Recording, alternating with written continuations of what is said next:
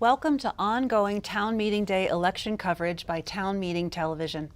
This is one of a series of forums we are bringing you in advance of Town Meeting Day on March 7th, 2023. Town Meeting TV hosts forums with all candidates and covers all ballot items you will see on your ballot. Town Meeting Television election forums introduce you to community decision makers and connect you with issues that shape your local community. If you are tuning in live, we welcome your questions at 802-862-3966. Watch Town Meeting Television on Comcast Channel 1087, Burlington Telecom Channels 17 and 217, as well as online at youtube.com/townmeetingtv. My name is Elaine Haney, and tonight's forum is for candidates for a 2-year seat, an open seat on the South Burlington City Council. Those candidates are Paul Engels, Tyler Barnes, and Lydia Diamond. We will begin with a series of questions and an opening statement, and we will have lots of opportunities for folks to call in. Again, that number is 802-862-3966. Let's start with opening statements. I would love to hear from each of you. What would be different in South Burlington if you are elected? Lydia, let's start with you.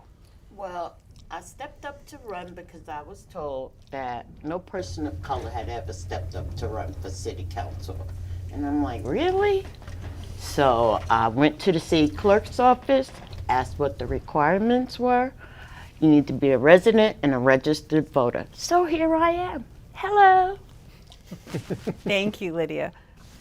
Tyler.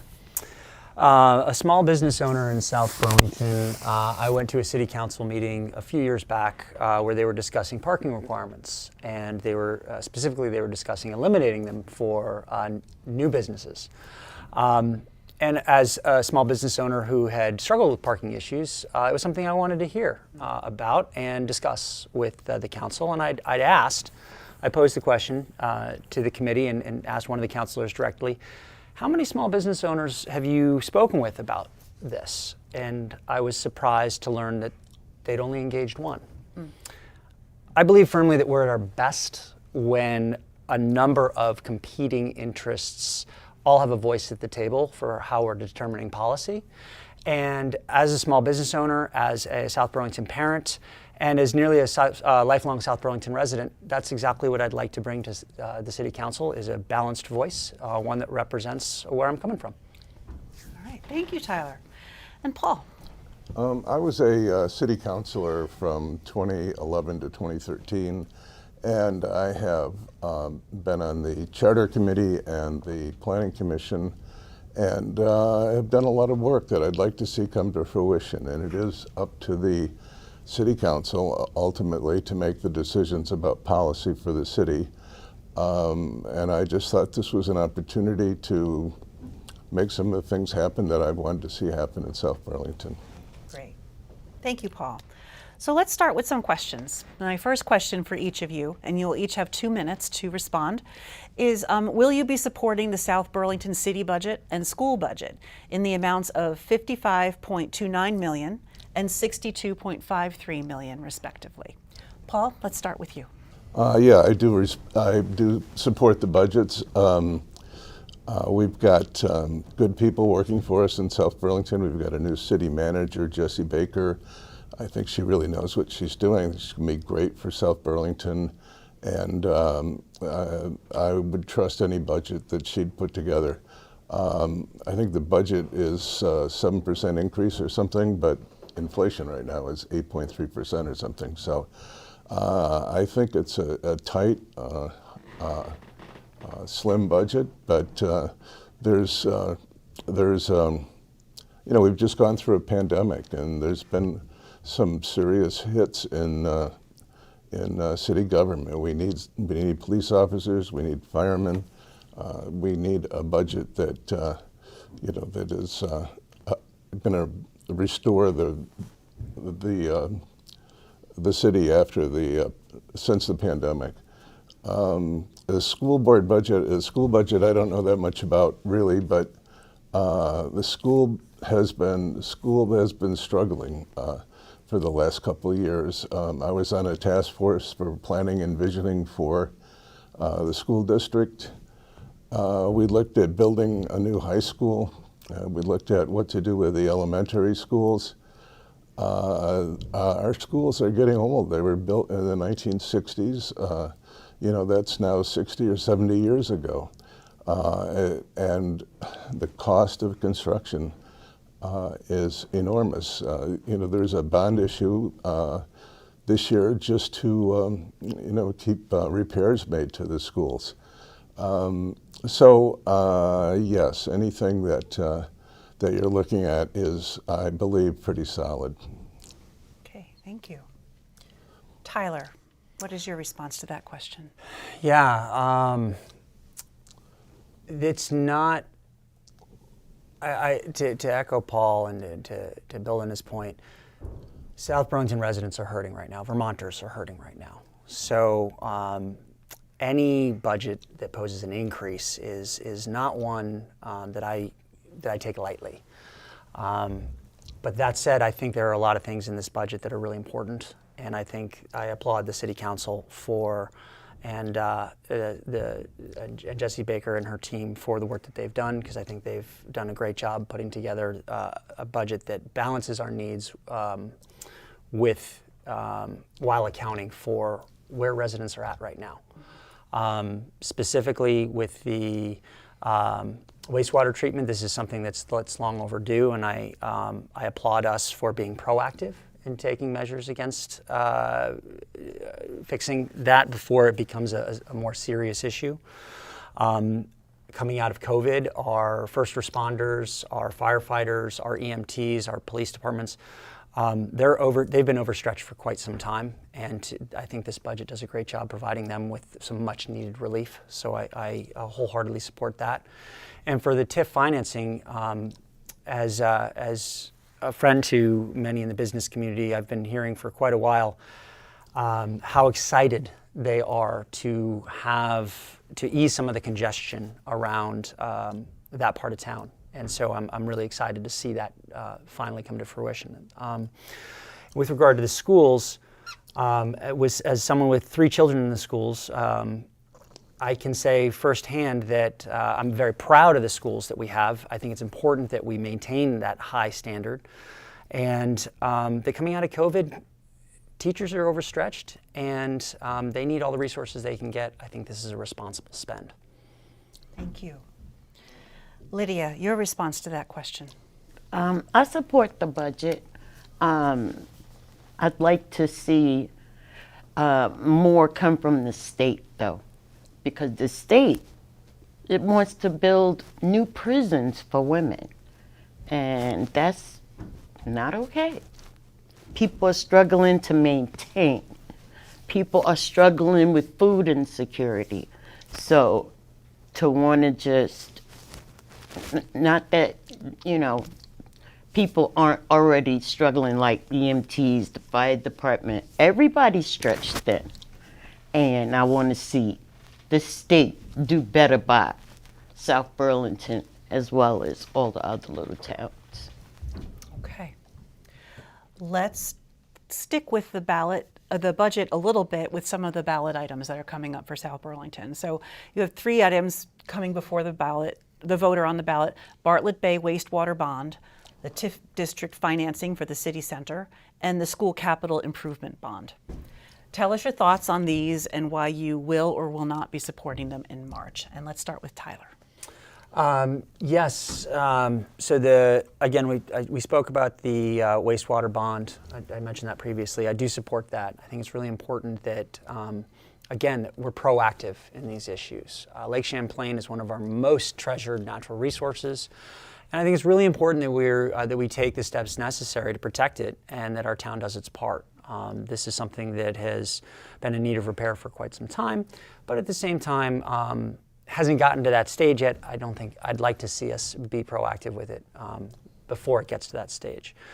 The TIF financing for the city center, again, a lot of small businesses, a lot of businesses locally have been clamoring for this for some time. It's going to do a lot to ease congestion in what it will be the heart of our downtown district. So I think it's important that we take action against that. And the school capital improvement bond, This is tough. I would much rather see us take an approach that is less short-term in nature, and that one that's a little bit. I don't like to see us spend money that we're going to have to spend again. As someone who's fiscally a little bit more conservative. But that said, there are a few areas where I believe South Burlington really does need to invest to maintain the character that it has and that it's known for, and that I'd like to see continue for the next generation.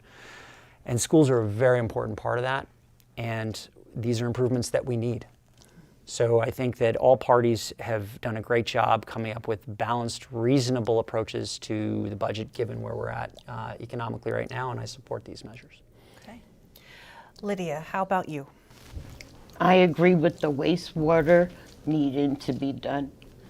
And I'm not saying let's continue to do patchwork, let's get it done properly, because it's important. I'm one of the 41% of renters, and the water backs up in my apartment and it stinks. I'm not a homeowner, but the work still needs to be done. Even if I was a homeowner, I'd want to see this work done because it's important. It's essential to our future. And the schools, I hope they don't end up like Burlington, because Burlington has a mess going on right now. But I think that South Burlington has a better hand on, and they doing more to make sure that, they don't have to knock down a building and find a new space for the children to go to school. That's a lot. The children are in a Macy's building in Burlington. Who knows if that's safe? So I don't want to see that happen ever again in life. Not here, not there. So I support the schools, definitely. All right. And Paul. I was one of the people that originally voted for the TIF back in 2012, and I've supported the TIF all this while.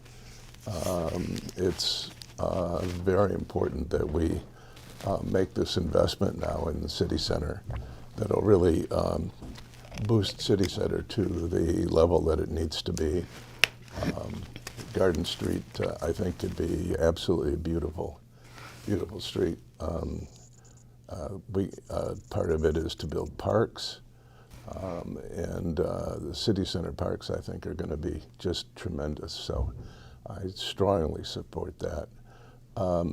Wastewater treatment, I mean, we know what happens whenever there's a big rainstorm. One of these treatment facilities overflows and Lake Champlain becomes unswimmable in the summertime. So we don't want that. We don't want any destruction of our lake at all. So that's important to upgrade and to maintain the level of support we need for our lake. And the school district, as I said earlier, I mean, this is actually tragic that they're asking for a bond to do maintenance and to keep up with schools. I mean, we are the #1 school district in the state. People move to South Burlington just so their kids can go to school here. So we need that kind of, we need support for our schools, absolutely, yeah. All right, thank you. So the next question is more an opinion and a visionary kind of a question. Do you, in your opinion, feel that South Burlington has a housing crisis? And what do you see as the nature of housing in South Burlington and how to meet the need for safe and affordable housing for residents, students, and visitors? Let's start with Lydia. Well, for the BIPOC community, I would love to see some rent-to-own homes. Not just building new buildings, because Market Street or Garden Street is beautiful. I love what the city's done. But for the renters, I'd like BIPOC people to be able to rent a home to own. In the future, I have never heard of it done here. I've heard of it done elsewhere. So And Tyler.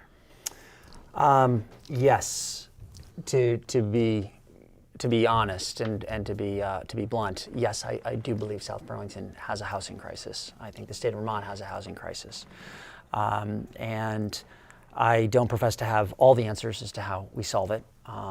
But the simple economics of supply and demand will tell us that we need more, and we need to increase our housing stock. For a number of reasons. One, as it stands right now, from the perspective of current residents and prospective residents, our tax burden is exceptionally high. And if we can spread that burden across more homes, I think that'll benefit everyone. Two, employers are having a really hard time finding people, and in part, not wholly, but in part because they have no place to live. Thirdly, I think it'll help reduce the strain on the climate if we're able to bring people closer to what are the state's largest employers. How I would like to see that addressed, I'm not wholly in favor of limiting and restricting new housing and increasing density in existing neighborhoods. I think that separates us, and I think that it drives us apart at a time where we should be working really hard to bring everyone together. And if the only new houses that can be built are ones that are backfilled in existing neighborhoods, I think that'll cause a lot of problems. So I'd like to see everyone in South Burlington share the burden of having these new homes, and that we should be carefully assessing where and how we use the available resources and land and space to do so. Thank you. Okay. And Paul, what are your thoughts on this question? Well, Tyler mentioned more houses. To me, it's the old myth of if you increase the grand list and you spread out the cost of things, taxes go down. There's a lot of studies that show that that's just absolutely not true. That as you build, you need more services, you need more police, you need more public works, you need more of everything. Taxes go up. It actually costs us money to develop housing. South Burlington also has done much more than its fair share of building, developing, and providing affordable housing. I think we have 1,000 affordable housing units. We've got 175, I think, coming online. There are 1,400 homes in the pipeline to be built. So, I mean, we're not slackers when it comes to housing. I think we're probably leaders in the state as far as housing is concerned. So I think we need to think, a little more, be a little more circumspect about where we build. I know Tyler mentioned he thinks that's not a good idea to keep the development to the they call it transit overlays, Williston Road, City Center, Shelburne Road. If we're going to develop, let's develop where people can have services and access to transportation. All right, thank you.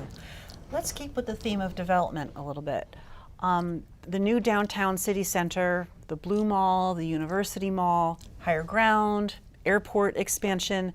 What do you see as the most important locations that need redevelopment? And how will you use your role as a city councilor to address these issues? Let's start with Tyler. Which is most important? That's a great question. I don't know that I can prioritize. I think they're all incredibly important. The airport, while a hot button, is an important engine for economic growth for our community. And without it, I think we'd be in a lot of trouble.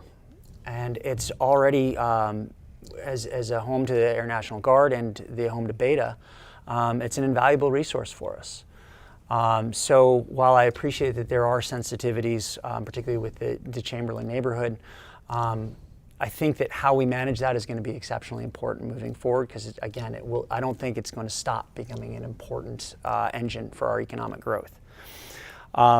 City Center and the University Mall are both incredibly important, and are the TIF district that Paul worked so hard to bring to South Burlington during his tenure.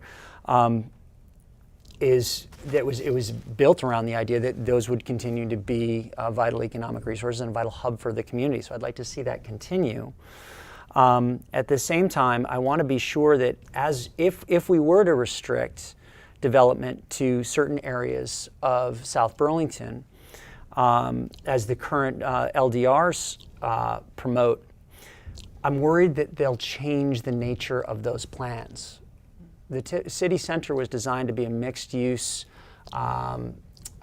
area that had thriving residential, thriving retail, restaurants, a hub of activity. I don't want to see it just become apartments.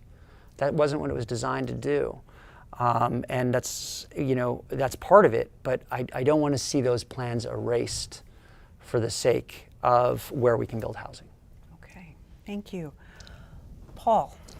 I was chair of the committee when I was in the council that actually wrote the land development regulations for City Center.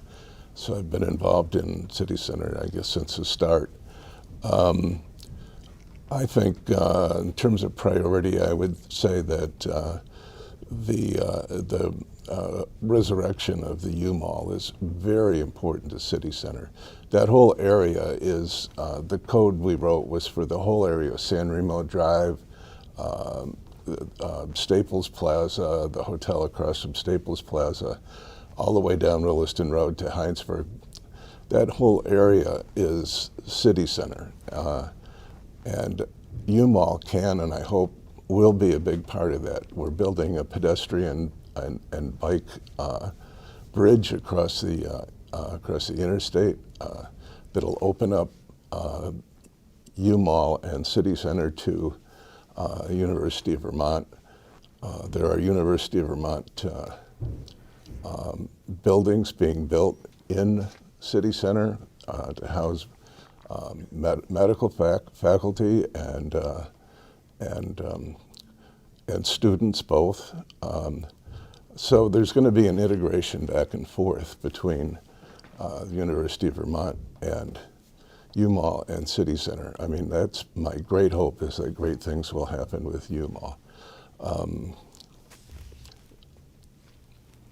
I guess that's it for me, right? Okay. Yeah. And Lydia. I would like to see more BIPOC people in business in South Burlington, not just housing. And there are, I mean, during the pandemic, there were lots of new BIPOC people, you know, trying to start a business or trying to help folks to just maintain their sanity, you know, being shut down. But there are a lot of beautiful BIPOC people out there.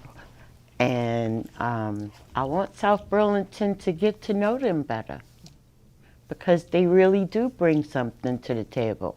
I live on Lomkin Road, you know, with BIPOC, elderly, disabled, and one of the things that my neighbors asked me to speak about was the difference between affordable housing as far as the city's definition and what it really means to the people.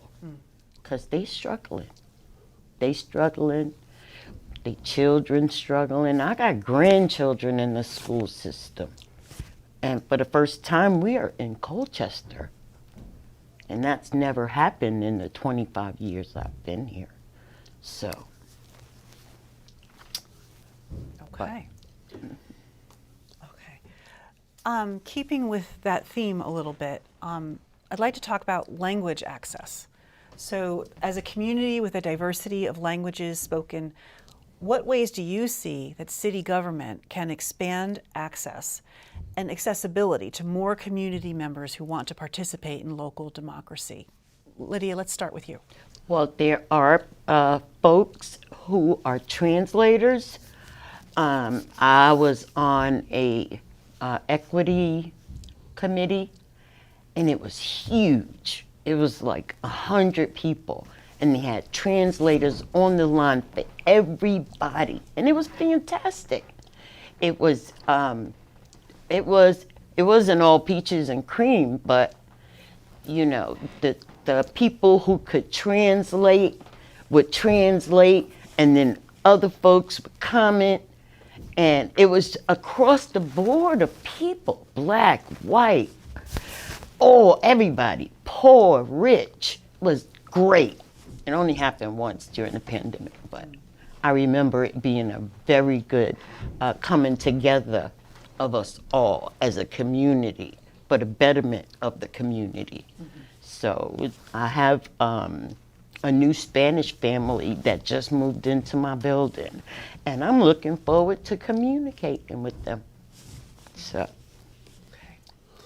Tyler. It's a really great question, and it's one that I'm really glad that you asked. I used to work for a company named EF Education First, and their mission was to help bring the world closer together by providing culturally immersive experiences. So effectively anything and everything that had to do with cultural exchange, that was their business, and language was a huge part of it. And my role was not directly related to their main offerings, but I very quickly saw and experienced firsthand how remarkable, what profound life changes learning another language, how many doors it opens for so many people, and how it creates so many profound life experiences. And that's been my experience as a foreign language speaker as well. I'm fluent in French. And I'd love to see us, I can see two ways that we can help address that at a city government level. The first is by recognizing that while it starts with kids, the first is recognizing that it starts with kids. The earlier kids learn, then the more their eyes are open to the world around them, and the more accepting and the more curious they become about other cultures. And I was a little disappointed to learn that it's always was my experience that we start second language learning in 6th grade. But I was really disappointed. My son started 6th grade at Tuttle this year, and I was disappointed to find that he only has 1 semester of it. They only study it for half a year. That's not how we learn languages. So I'd like to see that change. And the second way we can do it is by recognizing that, yes, it starts with children, but it doesn't end there. If I learned anything at EF, it's that remarkable life experiences and remarkable life changes can be had when you learn a language as an adult. And I'd like to see us as a city council and city government take action on that. Okay. Paul. I was surprised recently to find out that 11% of the population of South Burlington does not speak English at home. We have a significant non-English speaking population, 1 out of 10 people. We need to address that. We need to be able to provide translators for people. You're talking about bringing people into city government. It's very important that we bring this population into our city government. We have a reputation, I think, as being a pretty, lily white town. We need to do that, just as Lydia said. I mean, she wants to see some BIPOC people involved in city government. We have to take some kind of affirmative action to make that happen. I had an interesting experience. I think probably everybody in South Burlington knows Klinger's Bakery. I was in there a couple days ago, and there was a young man behind the counter who was speaking impeccable Spanish with a customer. It was really incredible. Just conducting the entire, buying bread, buying rolls and things like that in Spanish. And his manager came out and was surprised to hear that he was bilingual, And that kind of stuff is the stuff we need in South Burlington. We need to open up to people. All right, thank you. So changing to a different topic. City of South Burlington has been in the news lately for issues of crime and antisocial behavior. Do you think the data shows a need for more attention to public safety measures? And how would you address this? Let's start with Tyler. Yeah, I can speak to this from experience. With our small business, we've directly been impacted by the uptick in crime in our community, and I think it's incredibly important that we start to address this before it starts to get any worse. I think that one of the things that we need to do is make sure that we are adequately staffed, not just for now, but also for the future. I don't see the trend slowing anytime soon, and the conversations that I've had with folks in law enforcement, it doesn't seem to be subsiding. So I'd like to see us get ahead of it before we start experiencing more difficulties like some of our neighboring cities.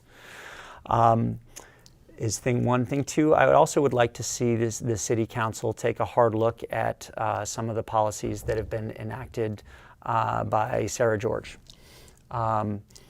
While I fully respect and appreciate the need for change, I don't think we should ever subjugate anyone's rights to anyone else's. And right now, I think, speaking for myself and speaking for members of the business community who've been impacted by this, it feels as though the rights of many small business owners are being subjugated to the rights of others when we have no recourse against crime that occurs. So I'd like to see us as a council find a way to find our voice to address that concern in a positive and constructive manner, so that we can better achieve some balance between reform, social justice reform, policing reform, and making sure that we're keeping our city safe. Okay, thank you. Lydia. I don't need data when it comes to the violence and the guns and the disrespect. My civil rights have been violated right here in Colchester. And it's already at a level where it's getting out of control, seriously. I shouldn't have to fear for my life ever. But I have, and I don't like to talk about it because by talking about it, I relive it. But I want people to lay the guns down, not just lock them away. The state talked about giving people access to lockers as a result to stop the violence. It does not stop anything. People and guns, we have to do better. We have to do better. It's too much. The violence, the overwhelming violence last year alone, the mass shootings in the schools in this country, we gotta do better. We have got to do better. Too many children have died unnecessarily. 10 black people in the supermarket. Oh! That's it. That's all I gotta say. Thank you, Lydia. Sure. Paul. I don't know what the data is. I agree with Lydia. I don't know that the data is all that important. We've been getting lots of car break-ins and things in our neighborhood. I'm originally from Rochester, New York. And when I first came to Vermont after being in Rochester, I was amazed that, that drugs was marijuana and, sex was free love here, that where I came from, drugs was heroin and sex was prostitution, so it's something really appreciated in Vermont. And I'm seeing lately, just now, you know, with the kinds of crimes that are happening, that the drug world is here. You know, it's the world of the junkies. You know, so that's what we are dealing with. I don't even know that anybody has acknowledged dealing with it yet. But that is the world that you see. You know, domestic violence, killings,